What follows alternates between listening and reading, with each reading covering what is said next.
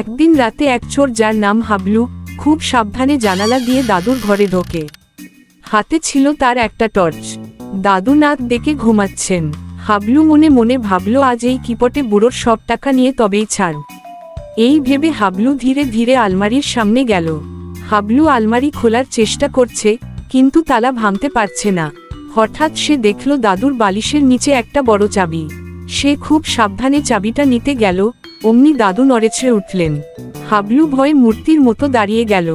তখন দাদু আধো ঘুমে বললেন, কে? মশা নাকি রে? হাবলু নিচু স্বরে বলল, হ্যাঁ দাদু, আমি মশা। আপনি ঘুমান। তখন দাদু বলল, ও আচ্ছা, মশা কথা বলে ইদানিং? ঠিক আছে, ঘুমালাম। এরপর দাদু আবার নাক ডাকতে শুরু করলেন। কিছুক্ষণ চেষ্টা করার পর হাবলু চাবি দিয়ে আলমারি খুলল। ভেতরে অনেকগুলো লকার। সে একটা লকার খুলতেই দেখল সেখানে শুধু পুরানো খবরের কাগজ আর খালি তেলের বোতল ভরা।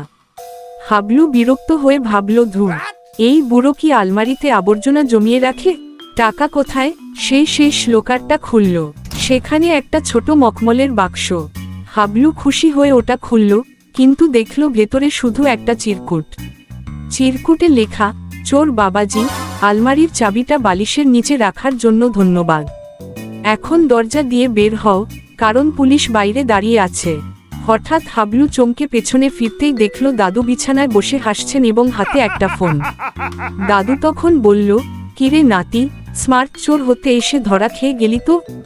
আমি তো কানে কম শুনি না, তোদের মতো চোরদের কথা বেশি শুনি। হাবলু তখন কাঁদো কাঁদো গলায় বলল, দাদু, আমাকে ছেড়ে দেন, আমি তো শুধু একটা ভিডিও বানাচ্ছিলাম। দাদু হেসে বলল, তাই নাকি? কিসের ভিডিও?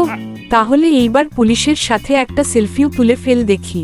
তখন বাইরে পুলিশের সাইরেনের শব্দ শোনা যায় আর হাবলু জানলা দিয়ে লাফ দেওয়ার চেষ্টা করে আটকে যায়।